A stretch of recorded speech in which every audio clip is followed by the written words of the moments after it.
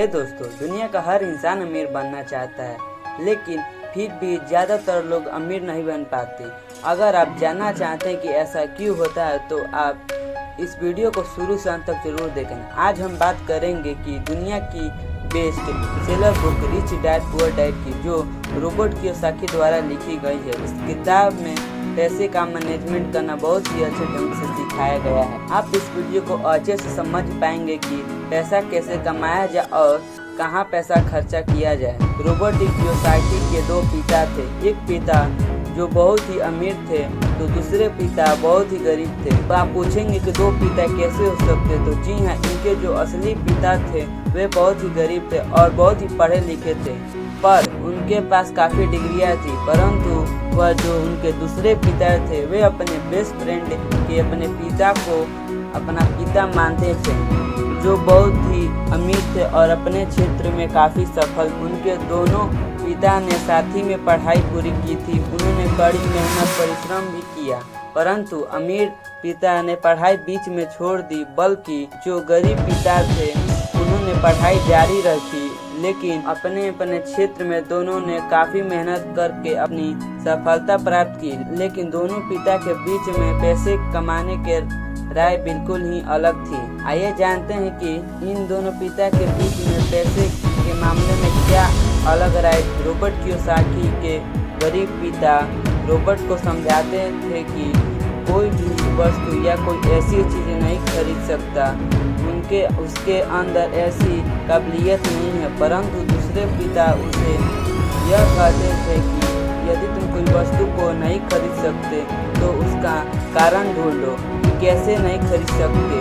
यदि तुम्हें वह प्राप्त करनी है तो उसे कैसे खरीद सकते, इन प्रश्नों का आप ढूंढो। गरीब पिता की सोच गलत थी। वह रॉबर्ट के द्वारा कही गई बात को यहीं पर खत्म कर देते थे, परंतु अमीर पिता द्वारा कही गई प्रश्नवाचक थी। हाँ, यदि प्रश्नवाचक होता है तो हम अक्सर सोचने पर मजबूर हो जाते हैं कि हम उसके कारण को ढूंढना होता है कि हम कैसे किसी वस्तु को खरीद सकते, उसे प्राप्त कर सकते हैं। यदि कोई व्यक्ति ऐसा सोचता है कि वह किसी सामान को खरीद नहीं सकता तो उसका दिमाग काम करना बंद कर देता है, अर्थात उसके दिमाग में गलत विचार जाते हैं और वह सोचना बंद कर देता है। यदि वही हम दूसरी और देखें कि हम उस सामान को कैसे खरीद सकते हैं तो हमारे मन में एक प्रश्नवाचक का चिन्ह आ जाता है कि आखिर हम इस सामान को कैसे खरीदें, और हम उस पर सोचने लगते हैं। अर्थात इससे यह पता चलता है कि हम अपने दिमाग की गलत विचार बिल्कुल नहीं देनी चाहिए। हमें सदैव सही विचार देने चाहिए, जिससे हमारा दिमाग हमेशा एक्टिव रहे और लगातार वह मजबूत होता जाए।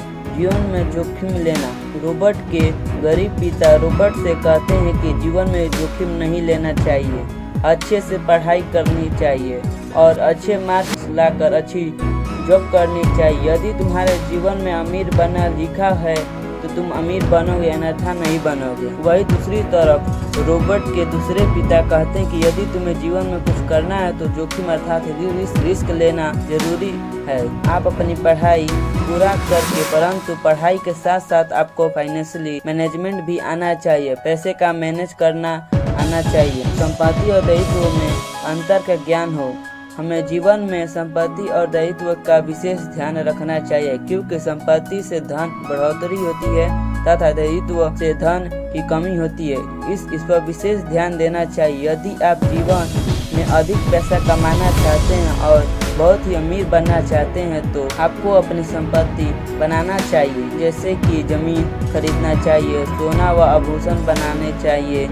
और यदि आप यह सब नहीं कर सकते तो आप लोन पर लेते हैं, तो घर लोन करवाते हैं, तो आप जीवन में कभी अमीर नहीं बन पाएंगे, आप गरीब ही रहेंगे। 1/4% हिस्सा अपने के लिए रखें। रॉबर्ट के दूसरे पिता कहते हैं कि यदि तुम काम करते हो तो उसका 1/4% अपने के लिए रखना चाहिए, जिससे कि तुम्हारी आय प्राप्त हो सके तथा उससे खुद इम्प्रूवमेंट करने में लगाना चाहिए। गलतियों से सीख ले। रॉबर्ट के दोनों पिता को बचपन में ही गलत बताया कि तुम कोई गलती करते हो तो उसे गलती को दोहराना मत, उसी गलती को तुम सीख लेना और उस दोहरा ना करने की इच्छा रखना।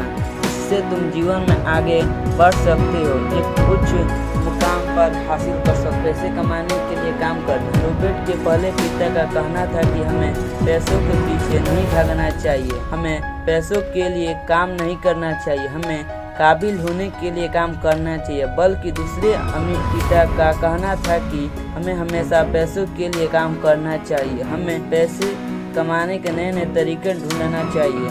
मौके की पहचान करना। सभी को अमीर बनना है, परंतु वह अच्छे मौके की तलाश करते हैं, लेकिन अच्छा मौका बताकर नहीं आता। हमें अच्छे मौके की पहचान करनी होती है। जिससे अच्छे मौके का पहचान कर ली वह जीवन में आगे बढ़ गया। चलिए एक उदाहरण से समझते हैं। एक आदमी एक शहर से गुजर रहा था।